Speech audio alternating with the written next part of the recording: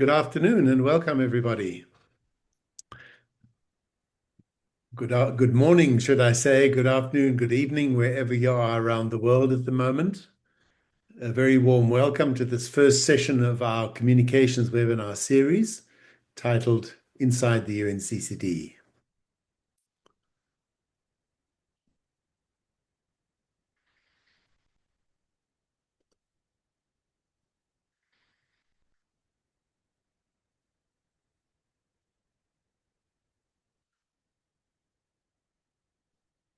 Just checking if I'm live online. I'm not seeing myself on the big screen.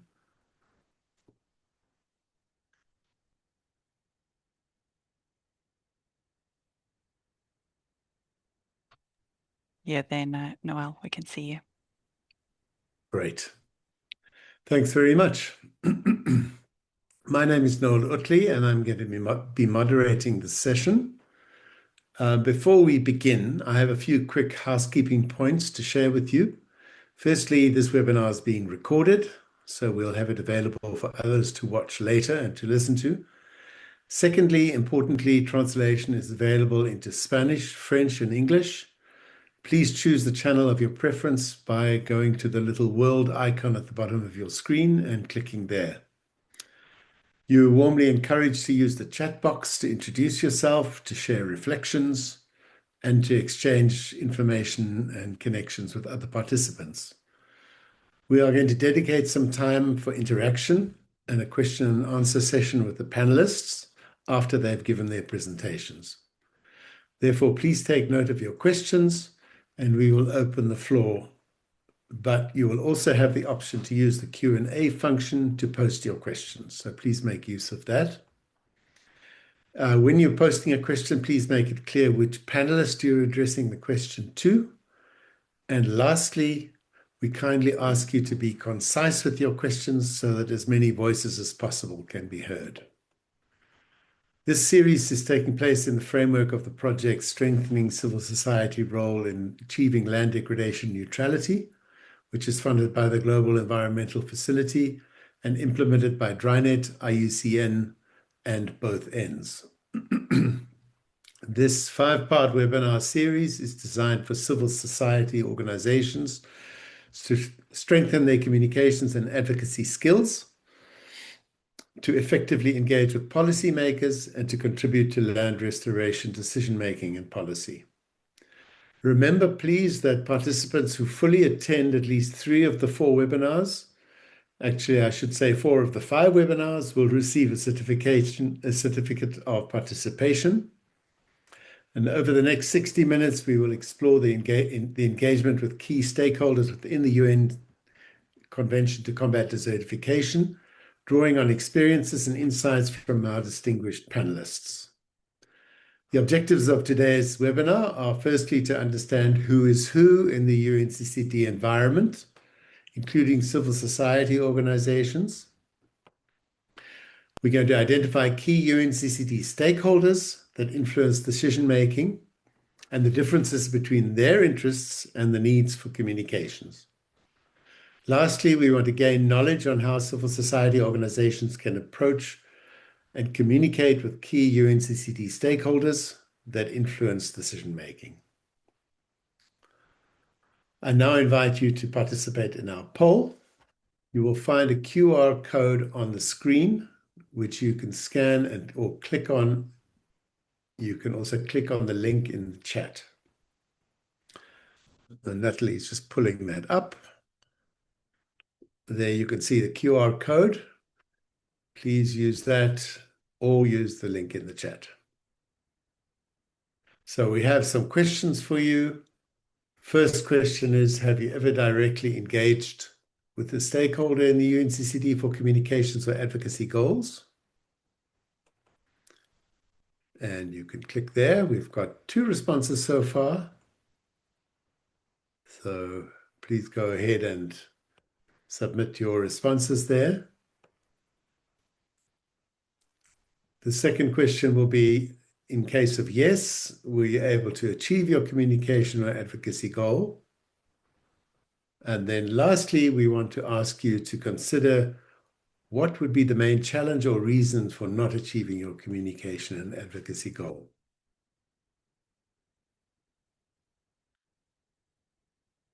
And while you're completing that survey, I'd like to briefly introduce our first panelists for the day. Noel, can I Marcos also Montoiro. Yes, please. Sorry, can I just suggest that if you're struggling with the Mentimeter, then please just put your answers in the chat and we'll see if we can add them. Thanks, Natalie. So everyone, if you're struggling with the Mentimeter, then just use the chat function in the box on the screen. Okay, so to go back to our introduction of our first speaker, Marcos Montoiro is the External Relations Officer at the UNCCD. He has been working at the Secretariat for 25 years in different areas, ranging from civil society engagement to public information, knowledge management, and implementation of the convention in Latin America and the Caribbean. Marcos is a lawyer originally from Spain, and he also holds a master's degree in social and cultural anthropology. Marcos, you have the floor for 10 minutes or less.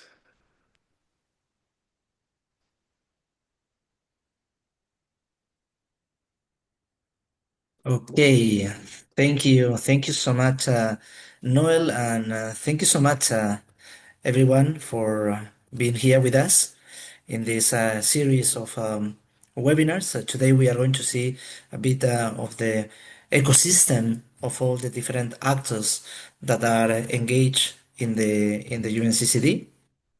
So first, this convention is the main multilateral environmental agreement that was put into place for giving the vision and the voice for the land.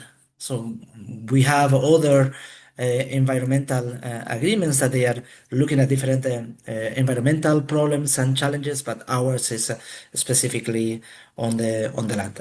So colleagues of Drynet, IUCN, Jeff, they have been supporting and having implemented this project, trying to raise additional awareness on the situation, on the problems of land degradation, and also to see what are the solutions that have been put into place for that.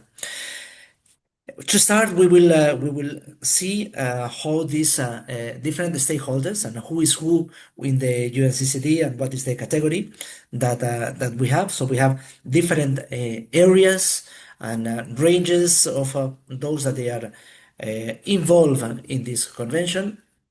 We will see who within the UNCCD and the bodies that are supporting in the implementation. Of course, we have also the parties, the governments of this convention, because this is an intergovernmental process where the different governments, they are the ones implementing at the national level the activities, but they are not the only ones. We also have observers, and there are different categories within the observers that we will see together, and additionally and finally other stakeholders that are very relevant on what we are doing. So to start, we will see what are the core, what we call core entities. We have the secretariat that was established by the convention itself, and our main role is to support the work of the parties, prepare the sessions of the conference of the parties and others, and preparing all the documents and drafts. So we act really as a secretaries to the governments, indicating what can be done and making sure that they have their agenda settled, what they need to do, etc. In our case, the Secretariat, we are also supporting and providing answers to anybody that is requesting information. Myself, I'm working in the Secretariat in what we call the unit in charge of communication, external relations, and partnership. So we try to deal with the media, with the civil society, and others. But the Secretariat is not the only mechanism that has been included and decided by the convention. We also have the global mechanism, and their structure has changed, and also the goals have changed since they were originated. At the beginning, and you may know or not know, but this convention was not considered per se an environmental convention. It was more socioeconomic aspects that it was dealing with. That's why the convention didn't have access to the GEF, the Global Environmental Facility. Yeah, the same ones that they are supporting this program that you are part of. Because they said that the activities carried out to protect the land, they didn't have global benefits. Therefore, the governments, they could not access to those financial support. So they created a global mechanism that was first hosted by IFAD, the International Fund for Agricultural Development. And they were a kind of brokers. They were looking where were the funds, what were the needs, and they tried to match them. This changed and evolved, and now the global mechanism is also hosted in Germany. It's together with the Secretariat, and they are more of an implementing institution that they are helping governments and others to implement this convention. So you saw how this has evolved. It's very important. There are flagship projects that they are supporting, like the Great Green Wall for the Sahara and the Sahel, something similar for Southern Africa.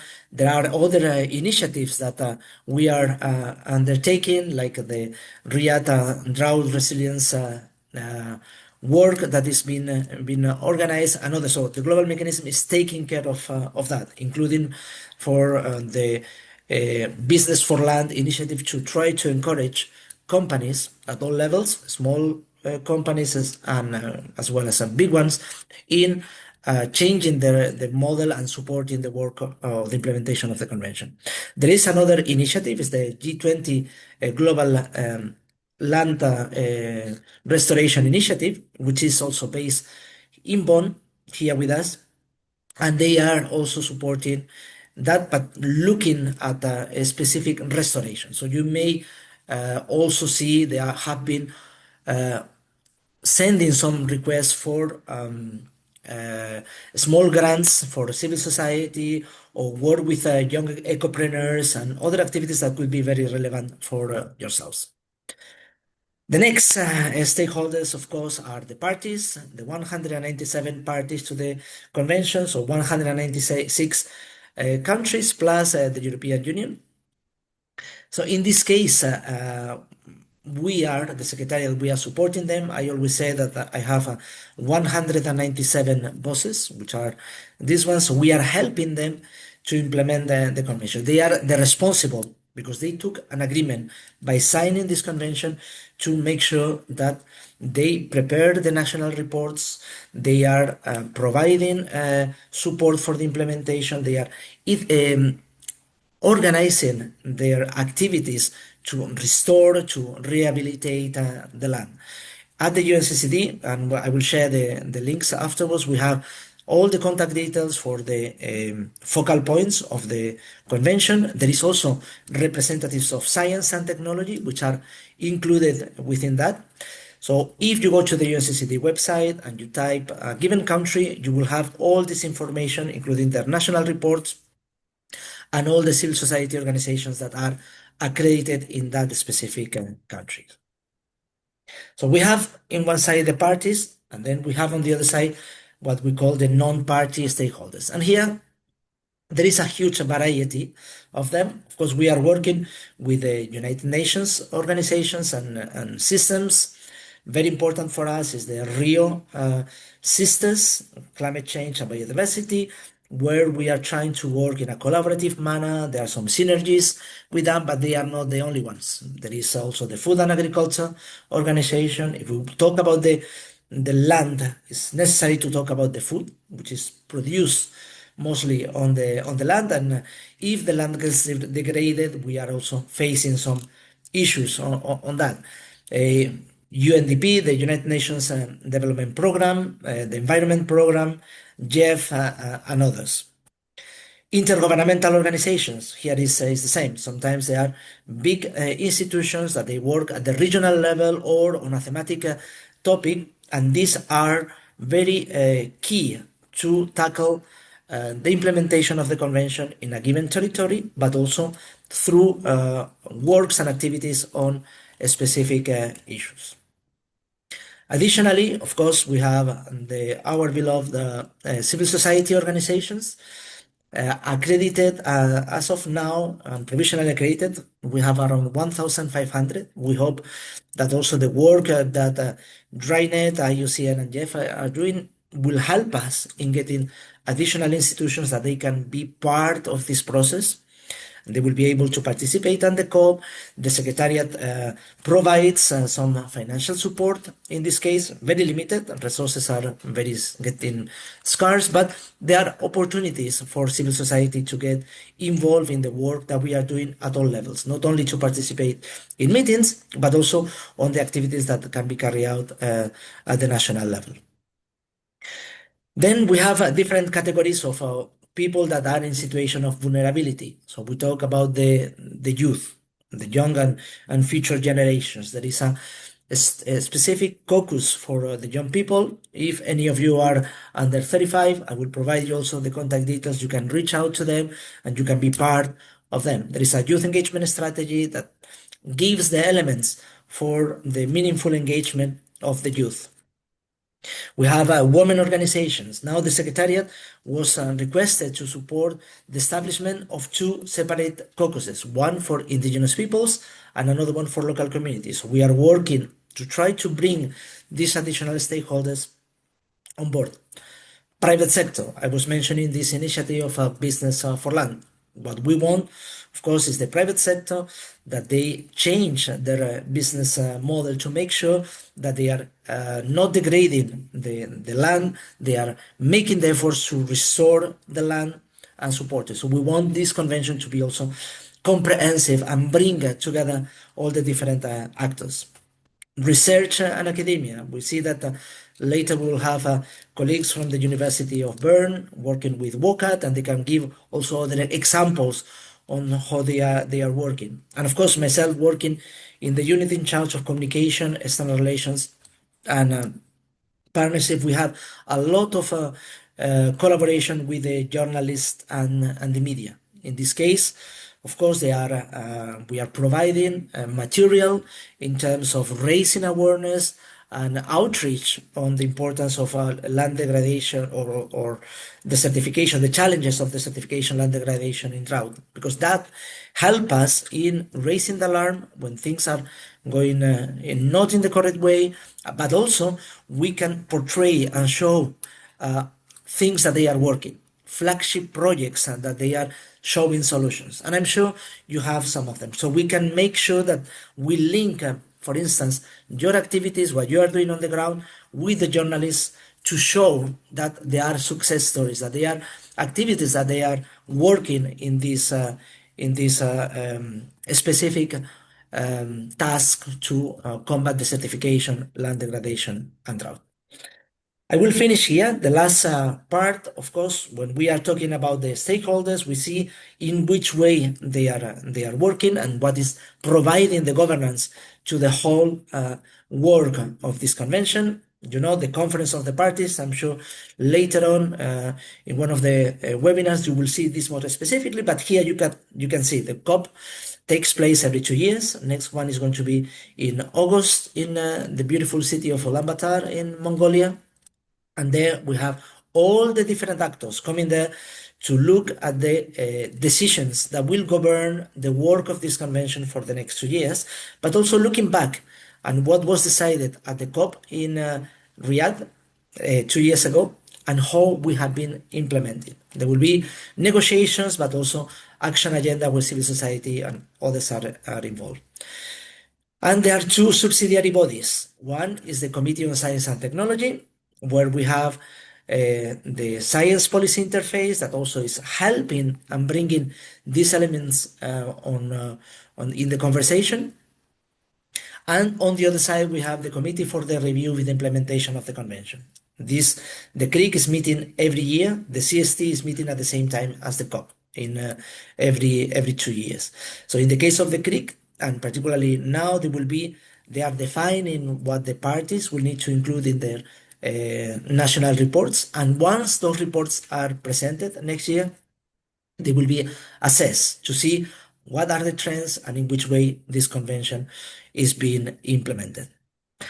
I will stop here, colleagues, and I am ready to answer any questions through the chat or Q&A, and also at the end if you need it. Thank you so much for your attention. Thanks very much, Marcos. As ever, you've given a fantastic overview of the convention, its different subsidiary bodies, and I know that you're always available to answer questions from civil society. So thank you. We really appreciate your presence and your ongoing contributions. Fantastic. We're now going to look at a more practical view of the convention, closer to the ground. I'm now going to give the floor to our second panelist, who's Dr. Ingrid Teich. She's a senior research scientist at the Center for Development and Environment of the University of Bern in Switzerland, where she leads the work on SDG Target 15.3 within the WOCAT Secretariat. She leads the decision support working group of GOLDN and has supported more than 30 countries in designing monitoring systems, setting national LDN targets, and aligning national reporting with global frameworks. She's currently a member of the Intergovernmental Working Group established by the UNCCD for the future strategic framework of the Convention.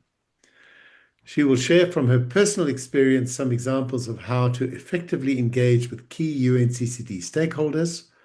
Ingrid, you have the floor for 10 minutes. Thank you, Noel, and thank you, everyone. I'm very happy to be sharing a little bit of my experience. When I was asked, I'm usually asked to present more from a technical perspective, but in this case, I have this task to share some experiences in engaging stakeholders of the UNCCD, which is a bit different from what I usually do. So can you please go to the next slide? A little bit of the context, and I started thinking in which situations I have engaged with the UNCCD stakeholders and which types of stakeholders. And here is a boring list, but in general, I started working on LDN as a Jeff project designer, and I had to engage, for example, with national focal points and try to involve them into the design of these SLM and LDN projects. I've also traveled to the field with some national focal points to verify land degradation and land condition. I've also engaged them in the reporting process. You probably know that now we are ongoing the 2026 reporting process to UNCCD. I am actually currently in China, where we are having the regional workshop for Asian countries. And so a lot of my work has been in working on estimating indicators and a lot of science and policy interface work. But I've also engaged a lot with members from the Secretariat, particularly not from the communications unit that Marcos is working, but from the STI, the Science, Technology and Innovation unit from the Secretariat, and also the global mechanism. So in the next slide, I will share some of the key things that I think that would be useful. So if we can, yes, thank you.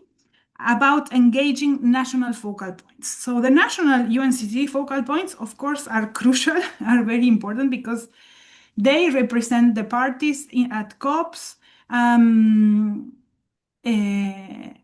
think every time we have like an idea, a project or something we want to do, we have to make sure that the UNCCD focal point is involved, and they are basically the ones who would give a green light in terms of embedding the work that we want to do or that we think that is important within the national UNCCD processes.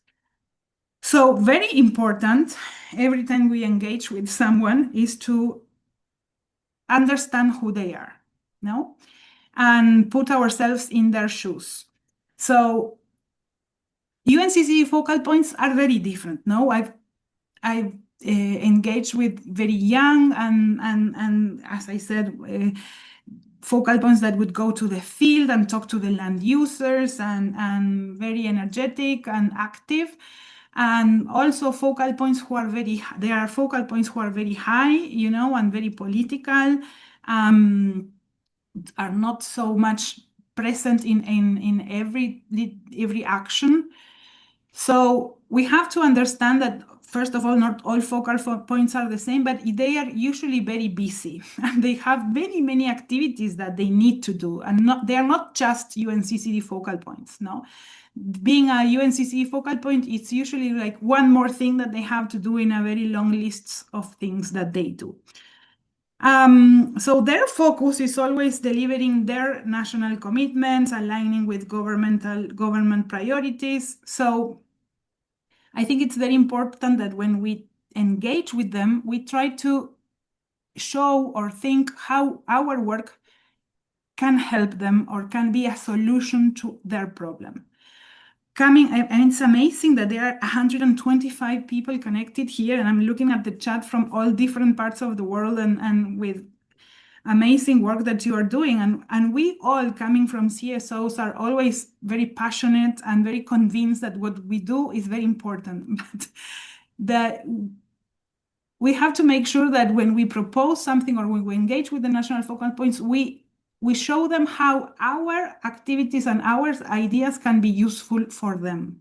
So that to me is like the key points. So for example, in my case, I work a lot with monitoring and within the reporting, and I want to make sure that the countries and the parties make good reports, know that they use national information, that they do participatory processes for assessing the LDN indicators, that they spend time and resources and they engage different stakeholders within the country, and that they really do a good report.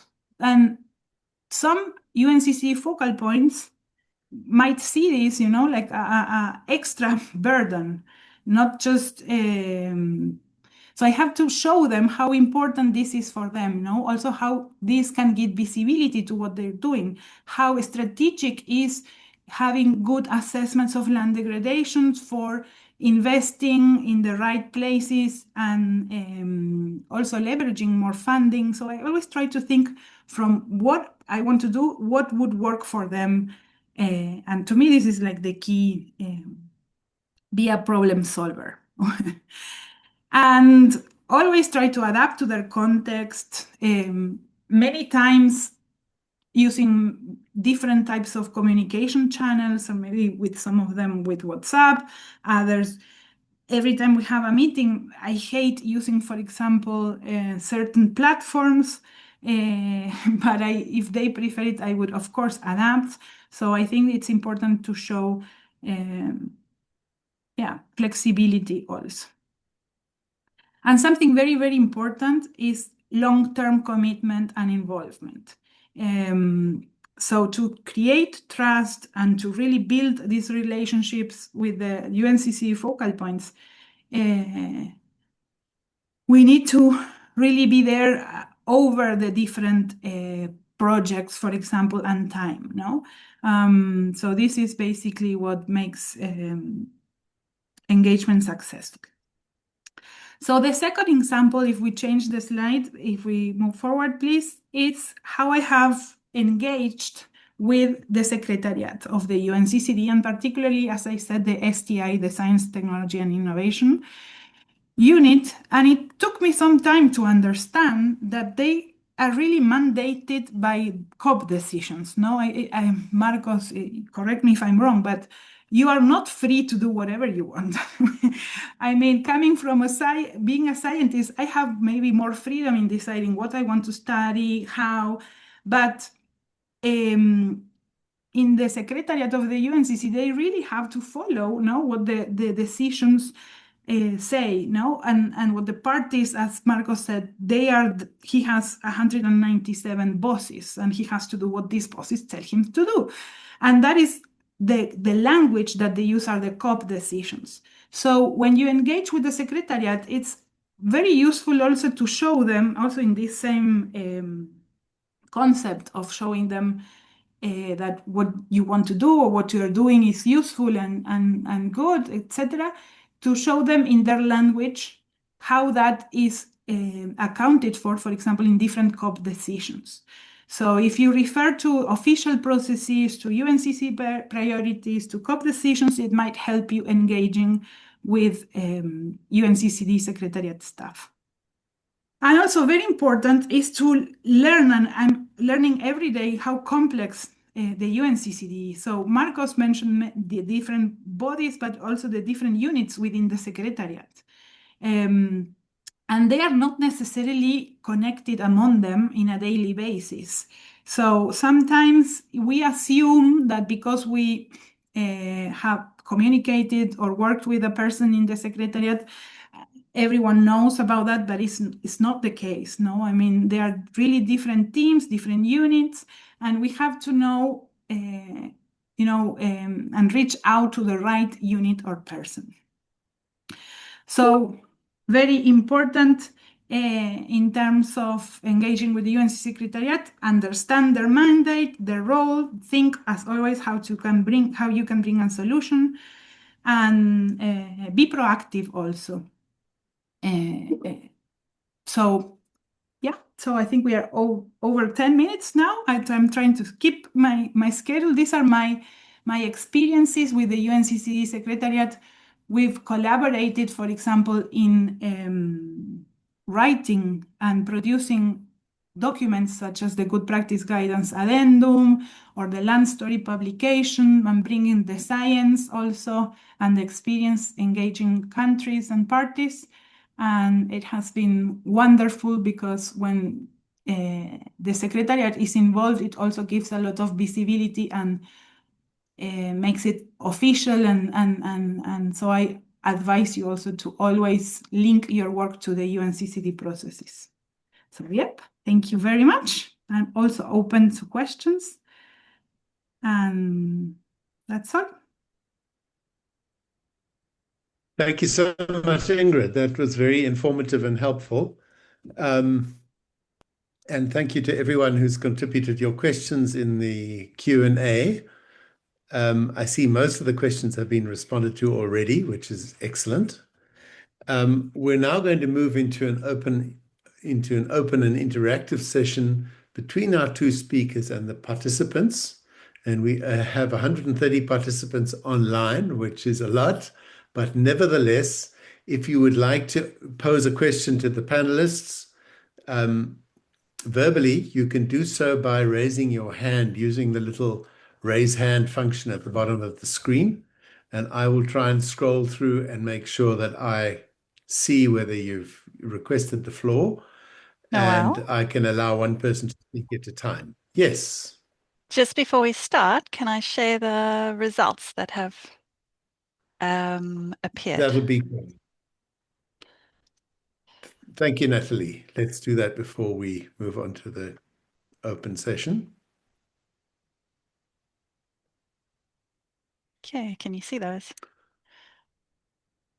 Yes, we can. Would you like to read them out, or shall I? Okay, so have you ever engaged directly with stakeholder in the UNCCD for communications or advocacy goals? So we had 23 people say yes and 21 say no. So that's quite an even mix. We had less responses to this, and I think it might be a technical glitch because we are still working this one out, but next time round, this will work much better. But if yes, were you able to achieve your communication or advocacy goals? So we've got 3 people saying yes, 2 people saying no.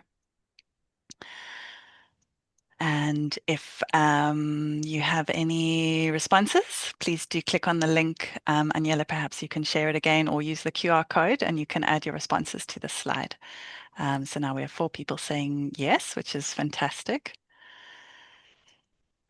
And then what would you consider the main challenges or reasons for not achieving your communication or advocacy goals? So we've had quite a few responses here in terms of not understanding the political and other constraints of the negotiators. So I think that's where these webinars are really also helpful, I think, in sort of unpacking that. The difficulty in effectively reaching and engaging the target audience. And I think Ingrid spoke to that quite nicely, which is around really sort of meeting people where they're at on the platforms they are able to, and with the context that they're able to work with. Limited resources, which is, especially in the global south, a big one. State-orientated and centered of the atmosphere, which needs more space for CSOs to engage in terms of awareness raising to the state and policy making players. While land degradation is perceived as longer-term concern, at the same time, fragmented short-term projects, limited access to continuous capacity building, and weak connections between policy. I'm guessing that's makers. Often not directly linked to immediate livelihoods and economic incentives, herders tend to prioritize short-term survival strategies such as increasing livestock numbers, while degradation is, I think we probably had a limitation to characters here. But yes, I think often people are just focused on survivalism, so it's difficult to get to these big picture goals. Markets and finance reduce the effectiveness of messaging. As a result, awareness alone does not lead to action. Effective advocacy must align with livelihoods, incentives, and practical system-based. And I think that's where these communication webinars are very helpful, and sort of storytelling techniques, because sometimes it doesn't cost a lot to communicate. There are a lot of platforms out there. Failure to communicate clearly, clearly my agenda, and also sometimes the use of communication style. So it sounds like these are really good things to perhaps explore further in these webinars. Difficult to identify relevant stakeholders in our region and country. The choice of partners and collaborators in cases where interests are not similar, then it is difficult to achieve common messages, the way messages are drafted in activist language. Just coming back to this identifying relevant stakeholders, perhaps that's something that the panelists can speak to about how people find out who to engage with. Not using proper wording to deliver messages, lack of opportunities, resource limitations has come up a few times. And then there's one here that I don't speak Spanish. Okay, so I'm going to hand over the floor to the panelists and the Q&A. And if there's anything there that they would like to also speak to, please do.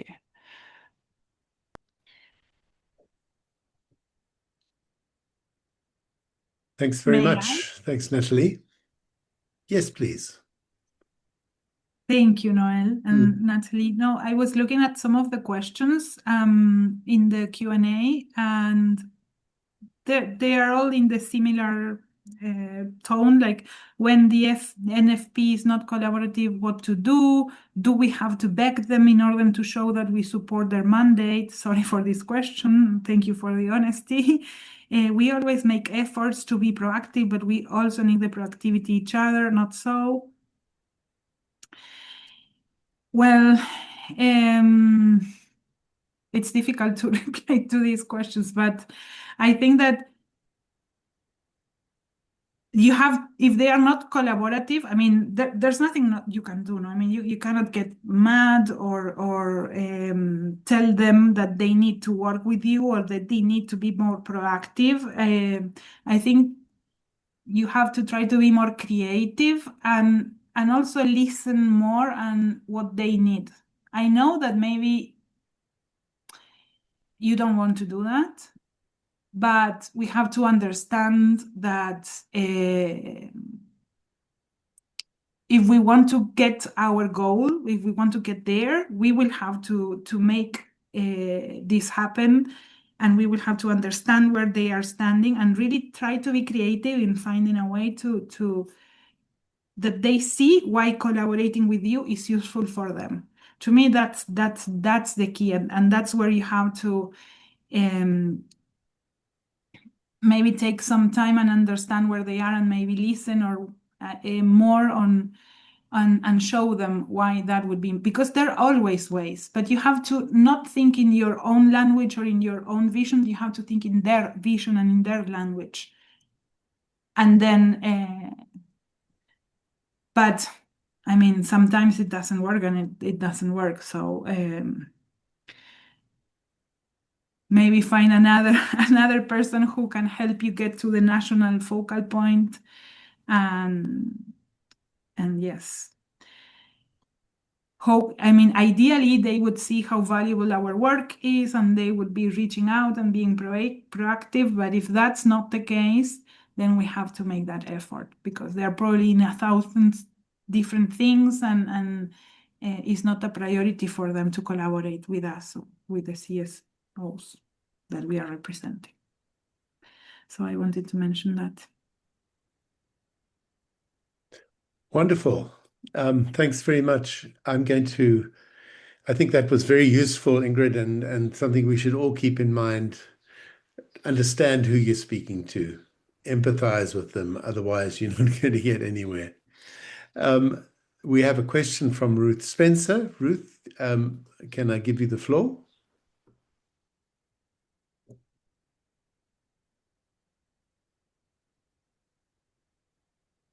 Ruth, you have the floor. Okay. Can't you hear me? We can. Yes, we can hear you. We have to remember implementation is on the ground with the people. So, in response to the question that focal points may be not listening to you, on the ground, we have the evidence that we are working across many conventions in Antigua, Mercury, climate, biodiversity, but we integrate the ESCAZO agreement, that human rights agreement, that gives us the power to request participation, consultation, information. So it's important for focal points, people on the ground, to see the many roles and responsibilities. And in the long run, it's the people's actions that count. And so without the people involvement, there'll be no implementation. So I think it's learning, capacity building for both focal points on the ground, but we are working towards sustainable initiatives. And once the people are involved, things will move smoothly. Thank you. Thank you, Ruth. And let's keep in mind that what you're referring to there, Ruth, is the great strength of civil society, is that we're working on the ground with the communities. We have insight into what works and why, and what doesn't work and why not. And if we can share those insights with the parties, with the delegates, with the negotiators, in ways that they can understand and empathize with, we can make progress because we have something to offer, and they need that. They need that insight and input. Thanks very much, Ruth. Much appreciated hearing your voice from the Caribbean. Would anybody else like to raise a question to the panelists, or would Marcos or Ingrid like to respond to Ruth's input?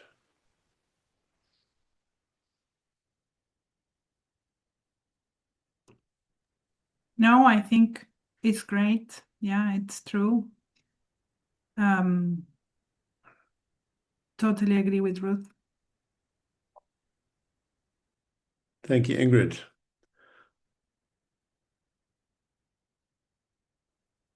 Would anyone else like to take the floor? You can use the raise hand feature at the bottom, and I can give you the floor.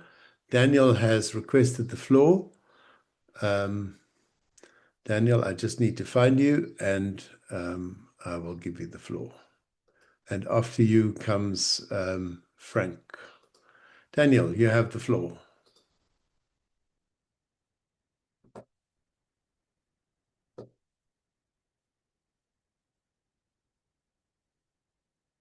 Daniel, you have the floor.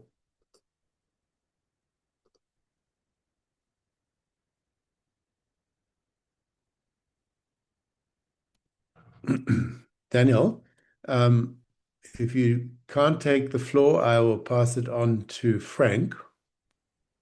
I don't know. I'm on the floor.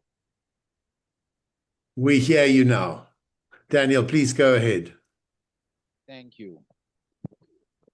Okay. I just want to observe, say something on what was said by Ingrid about national focal point. Daniel, we're struggling a bit to hear you. Could you speak more loudly, please? I was saying that I just want to do a reaction to concerning what was said by Ingrid about our national focal points. Are you getting me? Yes, we hear you. Okay, thank you. So I don't know. Our national focal points seem to be supported when we hear what is said by panelists. I mean by Ingrid, and sometimes also maybe Marcus. They are supported, but we CSOs, where is our place? Because we are always complaining that there is no, our national focal points are not open to us, to receive us, to discuss, to help us look in the same direction as our, I don't know, as our objective, our goals, our national goals want us to work together so that we can reach the same result. We can target our goals together. They are also, I don't know, they don't want us. I can also say they see us as maybe enemies. I don't know how to say it. So they are not open. They are not open to us. Because when I remember what happened last time in Riyadh, what happens there with our national focal point. You know, if we are not humble, we cannot go ahead together. So we need that. That is just an a call. I'm just wanted you to help our national focal point to be open to us, so that we can go ahead to get together and then reach our goals together. Thank you.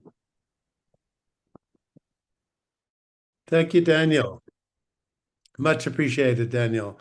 I think it's a point that many of you will recognize, that focal points are not always available. They're sometimes very overworked people, and they do see us as civil society being a bit of a nuisance.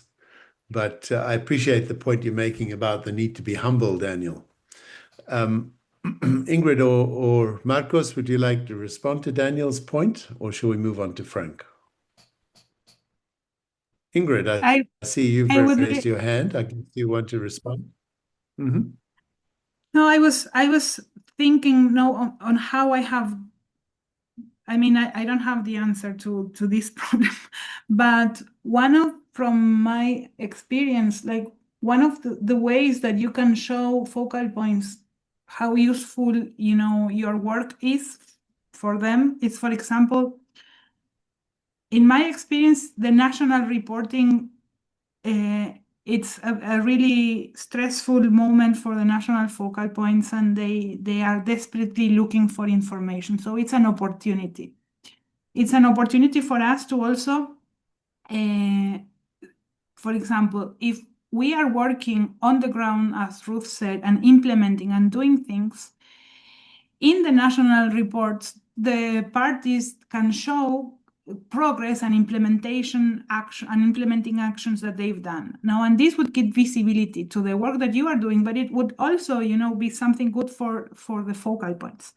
So maybe an entry point from my experience could be that. Maybe you can say, okay, look, I know that you're doing the national report. This is work that has been done in our country, and it would be good that you show this as progress, and here is the information. Then you can use it. So this could maybe be seen as something good that they can use, and then open a little bit the door. It was one of the ideas that, listening to you, came to my mind, that now, for example, we are in that moment. Now it's an opportunity to and for us it's good, because you will have your projects and your actions visible in these official reports, and it's a win-win for everyone.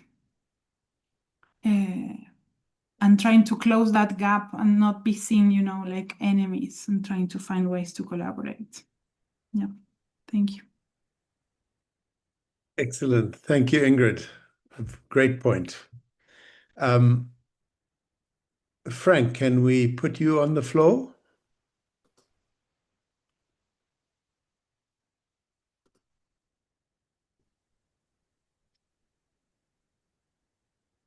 Frank, you have the floor. I think you're still on mute, so you can unmute yourself. Oui, bonsoir tout le monde. Frank, you're muted. Bonsoir. There we are. Très bien. Bonsoir. Bonjour. Tout le plaisir est pour moi de partager à ce webinaire. Et je disais tantôt, j'ai écrit déjà dans le chat, il arrive que les réalités traditionnelles de chez nous se mettent en conflit avec les dispositions des droits de l'homme, liberté de circulation des personnes et des biens, alors que nos savoirs traditionnels ont permis de conserver des forêts sacrées, des sources d'eau mystiques, et par un, il y a des rituels qui se font pour célébrer et protéger davantage ces forêts. Donc, au cours de ces célébrations, il y a eu parfois l'influence des autres religions qui font en sorte que les responsables politico-administratifs ont commencé par vouloir prendre des dispositions pour limiter ces pratiques qui pourtant participent à la préservation de nos forêts et donc à la préservation de la biodiversité. Dans ces conditions, nous avons commencé un travail. Mais nous, si nous pouvons avoir encore d'autres sons de cloche pour améliorer, ce serait bien.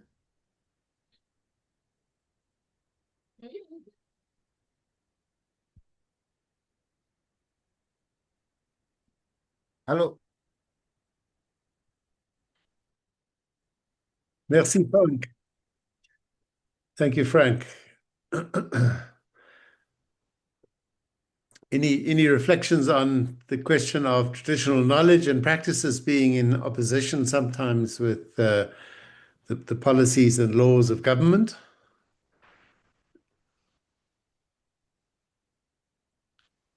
I think perhaps Marcus or Ingrid, would you care to respond? yeah, perhaps Ingrid Please, can Marcus. answer with the work carried out by WOCAT, where also, I mean, they are contained in their including also the traditional knowledge as a valid way of making sure that this traditional knowledge is kept and also successfully help for the restoration or rehabilitation of land or even the protection. And before that, in the case, this is what something that we are working now with this establishment of the caucuses for local communities and the caucus for indigenous peoples, where this part on the traditional knowledge is a very strong element which needs to be protected, needs to be recognized, and also give some value. So this will be some work that we will be doing in the future. Thank you. Excellent. Thank you, Marcos. So the convention is moving, and the convention is actually serving these needs. So thanks to the Secretariat for being so forward-looking and enabling these. Let's go to another question from the floor. We have a question from Dr. Datta Badahur Rawal, and I'm going to give you the floor. Yeah, no, Dr. Noel, thank Datta, you. you have the floor. Good evening, everyone. Thank you very much. I have just one question special for Marcos. As a grassroots CBI in Nepal, we successfully implemented rainwater collection ponds, planting tree under the UNCCD small grant in this year, which was later scaled up by local government. For instance, we improved and constructed 3 rainwater collection ponds in our land and forest restoration area. After that, local government with community forest group replicate and improve and constructed 35 rainwater collection ponds in larger area in the forest and other appropriate area. The national media also covers this news in broadly across the country. So we have also very success case studies about it, which has been produced under the support from the UNCCD small grant support. So how we can communicate with UNCCD communications team and how we can replicate this success story in the other region widely. So how we can connect with the respective people so that this type of the success stories can replicate across the region and globally. Mhm. No, Thank you, thank you so Dr. much. Datta. That's an excellent. Marcos. No, sorry. No, thank you so much for sharing that. Excellent news. Our colleagues of the G20, because this is a part of the small grants that we have been organizing with them. There is another call that was closed recently where also there will be opportunities for many of you that they may have applied. The idea is try to combine, no, get also the elements of what work. I think my colleagues Dr. Data will be, or they are already in contact with you to gather elements and to prepare some information that can show the great success of your initiative and try to see if we can help you upscale those projects or additional funding could be obtained from others, including private sector. So, and here is where we are linking this Business for Land program, in which we are trying to engage with companies of all levels to support also the work that can be undertaken by organizations. So this will be something interesting, and I'm sure my colleagues of the G20 will reach out and get in touch with you, since you were one of the beneficiaries of these small grants. Great, thank you. We're running short on time, but I would like to give the floor to Maria Isabel Martinez Pons. So you have the floor, Maria. Thank you. Thank you very much. Can you hear me, guys? Yes. Thank you very much, Marco, Ingrid, and Noel. I'm from Mexico. I'm actually studying, PhD studying about biotechnology and soil restoration. And also I'm from Fundación Cuenca Sana, Agua Limpia. My question is specifically about your experience. I just want to know, here in Mexico, Latin America, exists one program, or because we want to connect with you to apply these kinds of techniques, the soil restoration, specifically in we're working on biodigesters and also seed balls or Nendo Dango to restoration of lands. So this is now I want to know, here in Mexico, where I connect and where are the experience that you have here in Latin America. Thank you. Thanks so much. I think this is a question for Ingrid, who is from the WOCAD network, which really can address the question you've raised, I think. Ingrid. Thank you. Well, in Mexico, connected to a focal point nowadays might be a bit difficult because it's changing a lot. Like, this is one of the problems, no? Also, like, sometimes the focal points change a lot.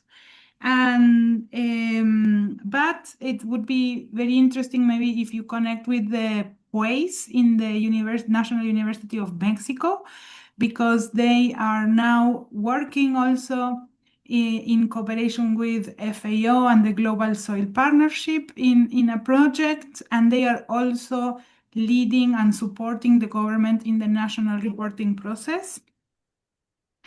And so you can write to me, and I can also put you in contact with them. And I think they are now doing both things: implementation on the field, research, and also leading the work for Mexico on the reporting process, and could also act there as a link between implementation, science, and government. And so that could be, and the Global Soil Partnership has done a lot on this, also in all Latin America. Now the GEF 9 is coming, for example, the new cycle of the GEF.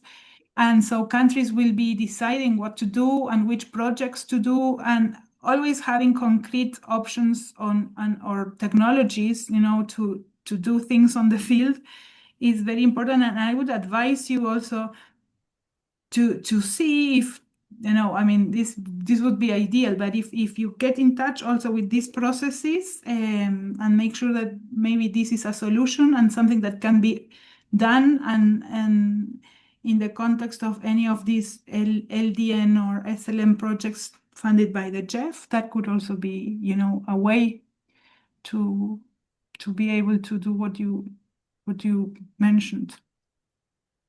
Yeah. Thanks very much, Ingrid. We have run out of time, so I'd like to just wrap things up. And before I do, just thank Marcos for his very proactive response on the Q&A. I think all the questions that have been raised have been very, very well answered. Thank you, Marcos. Some key takeaways from today.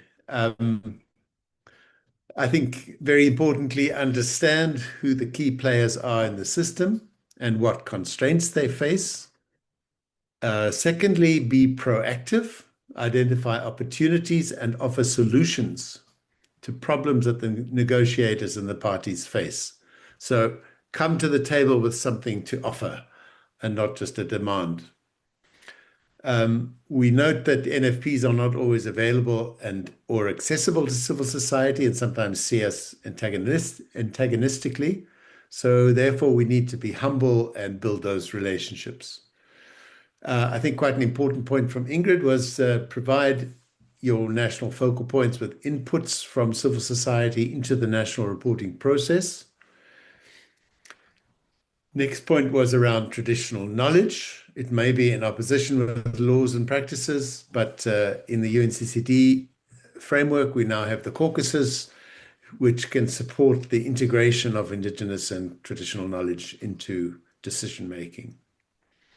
And lastly, share information effectively about initiatives that have had an impact and share the successes, also share the challenges, because there's often a lot of learning to be had from the challenges.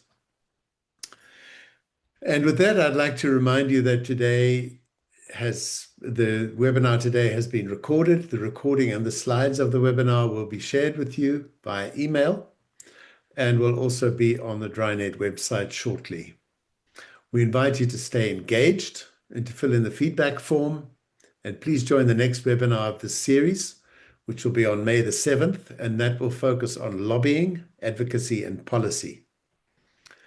We'd also like to invite you to join our first webinar of the LDN series that will be presented next Thursday, April 16th, and that will focus on what's at stake with the UNCCD negotiations this year. And with that, I'd like to wish you a very excellent rest of the day. Thank you very much for your participation, and a special thanks not just to our two wonderful presenters, Marcos and Ingrid, thank you so much, but also to our interpretation team who have been working very hard, and our technical backup team. Thank you very much to everybody. It's been a real pleasure to engage with you all today, and look forward to seeing you next time. Goodbye. Bye.